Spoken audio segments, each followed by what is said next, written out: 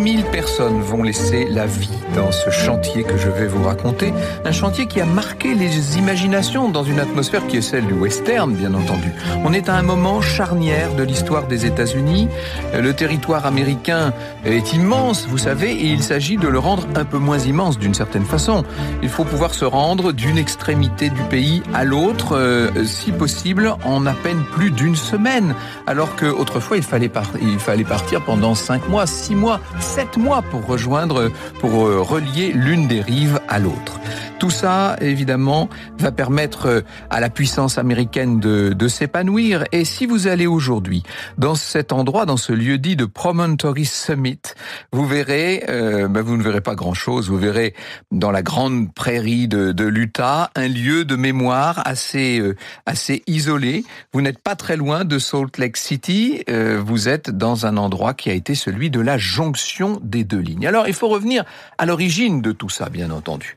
Le chemin de fer existe depuis relativement peu de temps.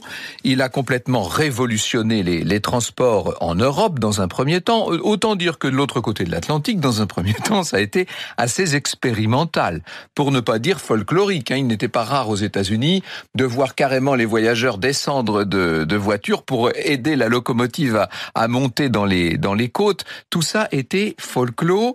Il s'agissait néanmoins d'équiper le territoire et de créer cette ligne transcontinentale. On a l'idée très tôt, à la fin des années 1830. Il faut vous dire quand même qu'auparavant, les convois de chariots, vous savez, ces grands chariots bâchés qui ont fait la fortune des réalisateurs de western, ces convois de chariots étaient vulnérables, ils étaient dépendants des ressources des régions traversées, ils étaient très lents surtout. Le projet d'un grand chemin de fer qui traverse les États-Unis suppose un investissement colossal. Et ça, bien entendu, c'est effrayant pour la jeune puissance américaine. Dites-vous qu'en 1845, il y a un entrepreneur sur la côte Est, c'est la côte Est, c'est tout autour de New York, c'est l'endroit où les États-Unis sont déjà devenus très industrialisés, très actifs, très entreprenants. Eh bien, cet homme d'affaires de la côte Est, il s'appelle Whitney, pour vous donner son nom, a l'intention de lancer un énorme projet pour bâtir la ligne. Seulement, le Congrès des États-Unis va le lui refuser parce qu'on estime précisément que son projet est trop onéreux. Ce qui n'a pas empêché quand même les ingénieurs de réaliser quelques études de faisabilité. Alors, les années passent, on va créer de plus en plus de lignes ferroviaires aux États-Unis, surtout dans l'Est du pays, toujours bien entendu, mais dès qu'on s'approche des grands espaces vides, évidemment, c'est plus difficile. Et pourtant, il y a cette ruée vers l'or, vous savez, ce gold rush, il y a cet attrait de l'Ouest et des terrains à conquérir. C'est la frontier, cette espèce de poussée des États-Unis vers l'Ouest, cet attrait vers la côte Ouest qui rend un chemin de fer dans cette direction de plus en plus intéressant. Alors, la solution envisagée, c'est de donner des subventions d'État, mais à des acteurs privés. Et inutile de vous dire qu'il y a un certain nombre d'hommes d'affaires que ça intéresse, cette affaire. Ils essaient de se mettre sur les rangs, ils font pression sur les politiques de tous bords pour que l'idée fasse son chemin. Il y a un lobbying extrêmement puissant. C'est là qu'est né le lobbying, c'est aux États-Unis. Disons les choses, il y a beaucoup de pots de vin aussi. Il faut d'abord choisir une route. Est-ce que ce chemin de fer va passer complètement par le nord du pays? Est-ce qu'il va traverser le pays de part en part en passant au centre, dans une latitude moyenne, si je puis dire, ou est-ce qu'au contraire, il va faire une grande boucle vers le sud? La guerre de sécession va modifier les choses, évidemment, avec la guerre de sécession, avec l'ouverture des hostilités, eh bien, c'est l'influence du Congrès qui d'un seul coup va diminuer. Le gouvernement décide de faire du transcontinental, si vous voulez, la grande œuvre qui, à l'issue de la guerre civile, souderait définitivement les États désunis, puisque c'est cette guerre intime, cette guerre au cœur même des États-Unis. Donc on peut se dire que si l'on arrive à sortir de cette guerre, eh bien la transcontinentale sera le moyen de ressouder souder le pays. Au début des années 1860, il y avait quand même une possibilité d'aller en train de New York à Omaha. Omaha, c'est dans ce qui plus tard sera l'État du Nebraska. On est à l'ouest de Chicago. On a pris la décision de réaliser un tronçon entre Omaha et la Californie, ce qui veut dire qu'on va passer par les Rocheuses, par des territoires où vivent énormément d'Indiens, d'Amérindiens, bien entendu. Ça aussi, ça a fait de beaux sujets de western. On aboutit au Pacific Railroad Act, qui est signé le 1er juillet 1862 par le président Lincoln. Et voilà ce que dit cette loi, si vous voulez. Le chantier va être confié à 2 compagnies qui reçoivent des facilités d'emprunt et qui, pour chaque tronçon construit, pour chaque mile de rail, va recevoir des subventions qui sont très importantes. Et en plus des subventions, on donne aux compagnies en question un terrain qui s'étend sur 32 kilomètres de part et d'autre de la ligne. Ça vous donne envie de vous y mettre, évidemment. Alors à l'ouest, dans ces régions qu'il faut conquérir, on va confier les opérations à la Central Pacific Railroad, qui est présidée par Leland Stanford, et qui va elle, avancer vers l'est en partant de Sacramento. Et puis, dans l'est du pays, dans la partie industrialisée du pays, c'est l'Union Pacific Railroad qui va qui va mener les opérations sous la baguette de Thomas Durant. Il faudra là prolonger donc la ligne à partir d'Omaha en allant vers l'ouest, puisqu'on est déjà à Omaha. On se dit que la jonction entre les 2 lignes devrait se faire quelque part du côté du lac Salé. Franck Ferrand sur Radio Classique. Alors, c'est un système très stimulant et très concurrentiel qui est mis en place. Plus on avancera vite et plus les subventions, plus les terrains vont tomber dans l'escarcelle des entreprises privées. Le Pacific Railroad Act donne 14 ans aux entreprises en question pour réussir. 14 ans, ça laisse quand même un peu le temps de se retourner. La course est lancée et le moins qu'on puisse dire, c'est que ça n'est pas une promenade de santé. C'est la Compagnie de l'Ouest qui va ouvrir le chantier en premier, en janvier 1863. À l'Est, ça ne commence qu'à la fin de l'année 63. En fait, ça n'est pas un hasard si c'est l'Ouest qui a commencé, parce que c'était à l'Ouest, c'était sur cette côte californienne qu'on était le plus motivé, évidemment. Disons-le clairement, la situation n'est pas la même pour les 2 compagnies. Sur la côte californienne, à l'Ouest, il s'agit d'affronter très vite, dès qu'on avance un peu dans le territoire, on va affronter cette barrière des Rocheuses, avec des difficultés terribles liées à l'approvisionnement en matériel. Il ne faut pas oublier que ce sont des bateaux qui sont obligés de faire complètement le tour du continent pour approvisionner le chantier. Ça demande des mois, ça. Il y a aussi un problème de recrutement d'ouvriers, parce que vous imaginez bien que dans cette région extrêmement peu peuplée, les chercheurs d'or qui sont venus s'installer en Californie ont autre chose à l'esprit que de venir poser des rails. Donc on va être obligé de faire venir de la main-d'œuvre de Chine. C'est la première main-d'œuvre immigrée chinoise aux États-Unis, avec un système très organisé qui se met en place et qui repose sur une exploitation dans le moins qu'on puisse dire et qu'elle n'est pas très douce. Il y a un côté esclavagiste dans cette entreprise de l'Ouest. Il faut faire des économies à tout prix et il faut obtenir du rendement, gagner du territoire et toucher les fameuses subventions gouvernementales. Alors, à l'Est, les choses sont évidemment nettement différentes. À l'Est, d'abord, l'approvisionnement est beaucoup plus facile. Le problème à l'Est, c'est la guerre de sécession, qui complique considérablement les choses. Quand vous avez des batailles, évidemment, ça n'est pas très propice à fabriquer du chemin de fer.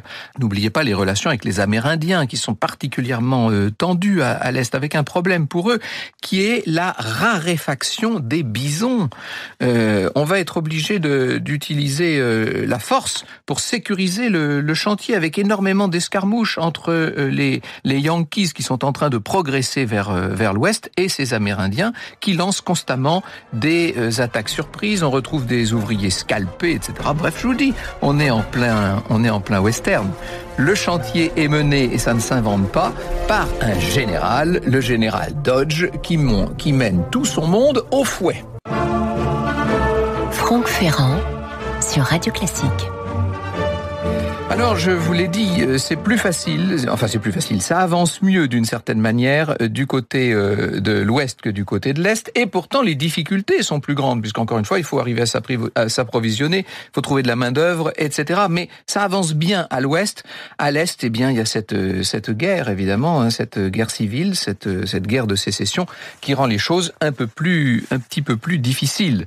J'ai oublié de vous parler de Buffalo Bill. Et là, j'ouvre le magnifique dictionnaire amoureux des trains de Jean Descartes pour évoquer Buffalo Bill. Une légende naît, nous dit Jean Descartes, celle de Bill Cody, célèbre sous le nom de Buffalo Bill. Pourquoi ? Son petit-fils Fred Garlow l'explique. Mon grand-père était employé par les dirigeants ferroviaires pour tuer par contrat au moins 12 bisons par jour. C'était la seule viande comestible pour les ouvriers du chantier. Un concours fut organisé avec son grand rival, Bill Comstock, un dimanche. Il y avait foule et les paris étaient élevés. Ce jour-là, mon grand-père tua 64 bisons, son adversaire seulement 46. Ce jour-là, il devint Buffalo Bill. Pendant toute cette période, il aura tué 4065 bisons. C'était très dangereux. Sur son cheval indien, Brigham, il ne tirait qu'à 3 mètres de sa proie avec sa vieille carabine Springfield qu'il appelait Lucrèce Borgia. S'il effectuait ce travail risqué, c'est parce qu'il était bien payé. Il gagnait $500 par mois, ce qui était considérable à l'époque. Aussi a-t-il continué sa tâche jusqu'à la pose du dernier rail. Alors on n'y est pas encore au dernier rail, bien entendu. L'idée, c'est de ne construire qu'une seule voie. Et puis vous avez de temps en temps des dérivations, des petites voies de stationnement qui permettent aux trains de se croiser. Mais il n'y a qu'une seule voie pour réduire les coûts, pour rendre ce chantier déjà titanesque possible. Alors il faut composer avec des terrains qui sont très divers. Vous imaginez les différents défis techniques posés au génie civil, des ponts, des tunnels. Pour faciliter les travaux, on n'hésite pas à utiliser la dynamite de Nobel. Évidemment, entre parenthèses, les Irlandais qui sont sur le chantier à l'est vont se créer des défis complètement absurdes, puisque le principe, c'est de s'amuser à jeter la dynamite le plus tard possible avant l'explosion. C'est-à-dire qu'on joue constamment avec sa vie, bien entendu. Le climat, je ne vais pas parler du climat, mais le climat n'est pas tellement plus favorable. Imaginez ces déserts étouffants, ces hivers qui sont extrêmement rudes, notamment celui de 66-67, qui a été particulièrement violent, avec des tempêtes meurtrières, etc. On cherche constamment les ressources nécessaires, dès qu'on peut trouver le bois, la houille, etc., dans les régions traversées, sauf qu'il faut bien reconnaître qu'elles ne sont pas toujours disponibles. Et le long du parcours, on voit se créer des espèces de bourgades qui souvent sont éphémères, et dans cette espèce de ville en mouvement, eh bien, vous avez à peu près toute la lie possible du Far West. On imagine l'ambiance. C'était une véritable ville qui se déplace avec ses bureaux d'études, sa banque, ses restaurants, ses hôtels, ses saloons, bien entendu, quelquefois même un temple démontable ou une église surmontée d'un semblant de clocher et qui s'en allait comme ça au gré du rail. Cette espèce de ville mouvante, on l'appelle le jupon glissant, ça vous donne une idée de l'ambiance qui y régnait, bien entendu, ou le coin du poker également, le gouffre au cognac, bref, on est en pleine mythologie du Far West, c'est le cas de le dire. Dites-vous que sur les 2 chantiers en même temps sont mobilisés quelques 17 000 hommes et il devient très vite évident que les 14 années qui ont été assignées par l'État ne seront pas nécessaires car les 2 compagnies se révèlent d'une efficacité absolument extraordinaire avec ce système concurrentiel. Une efficacité qui bientôt va se retourner contre la ligne elle-même car pour continuer à toucher les subventions, chacun veut avancer le plus vite et le plus loin possible. Franck Ferrand sur Radio Classique. Alors plus les 2 compagnies avancent et plus s'exprime cette rivalité. Quand l'Union Pacific annonce 8 miles en un jour, la Central Pacific réplique avec 10 miles, c'est-à-dire 16 km, nous dit Jean Descartes. Vous imaginez ce que c'est que de construire 16 km de voie ferrée en une seule journée, en 24 heures? Parce qu'on travaille jour et nuit, bien entendu. Il arrive qu'un rail soit posé toutes les 30 secondes, nous dit Jean Descartes. Et ça va nous emmener dans cette situation complètement absurde Au printemps 1869, nous dit toujours Jean Descartes dans son dictionnaire amoureux des trains, les journaux impriment une nouvelle incroyable. Les deux lignes continuent chacune d'avancer, l'Union vers l'ouest, la centrale vers l'est, mais elles ne vont pas se rencontrer. Elles sont à quelques dizaines de mètres l'une de l'autre. Erreur de tracé? Non! Volonté délibérée de construire chacune sa ligne complète. La ruée vers le profit rend les hommes fous, car chaque mile rapporte.